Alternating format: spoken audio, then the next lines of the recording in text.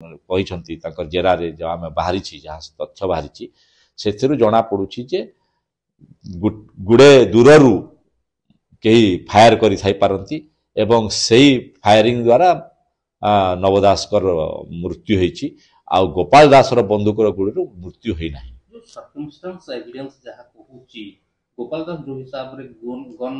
point out करके रखिथिला एवं even police जतबेले ताको गिरफ करथिला से समय मध्य गोपाल दास निजे एडमिट करथिला जे मु फायर कर देखंतु आपण जानिछंती समस्त जानिछंती जे पुलिस आगरे जे कोनोसी भी बयान ता तार प्रकृत बयान बाय फोर्स रो चापरे से बयान दे थाई पारे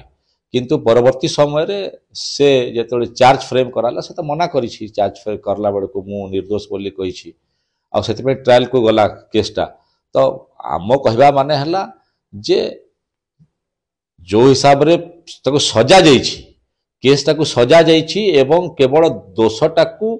गोपाल दास पर लदी दिया जाई खसई देबा को चेष्टा चलिछि निश्चित भाव में तार कन्स्पिरेसी एंगलटा अच्छी जो एंगल रे कि मिनती दास एवं विशाल दास भी प्री प्लान्ड मर्डर बोलिक वहाँ सिस्टम स्टेटमेंट रे दर्शाई से एंगल रे क्राइम ब्रांच तदंत करी नाही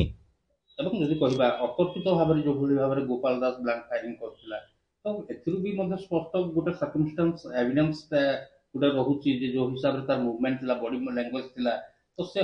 मारि नथो बोली किंती आपण देखंतु देखंतु आपण से परिस्थिति को देखंतु भीड़ थिला बाण पर शब्द बाण फुटिला पर शब्द हैला पर लोक मन भागदड़ हैला बेलको गोटे पुलिस ऑफिसर जदि सेठी तार सुरक्षा पई मिनिस्टर को सुरक्षा पई से अलर्ट हबो नै के से निश्चित भाव में से अलर्ट हला एवं अलर्ट होइकरी से ब्लैंक फायर करिछि लोक जो जो दौड़ा दौड़ी रे माने ताको सुरक्षा माने कंसर्न करिकि से ब्लैंक फायर करिछि एवं निश्चित भाव में से एथिरे दोषी नुह से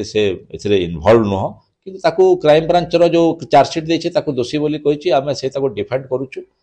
ट्रायल जेमती आगु को माने प्रोग्रेस करिवो एबे तो इनिशियल स्टेज रे अछि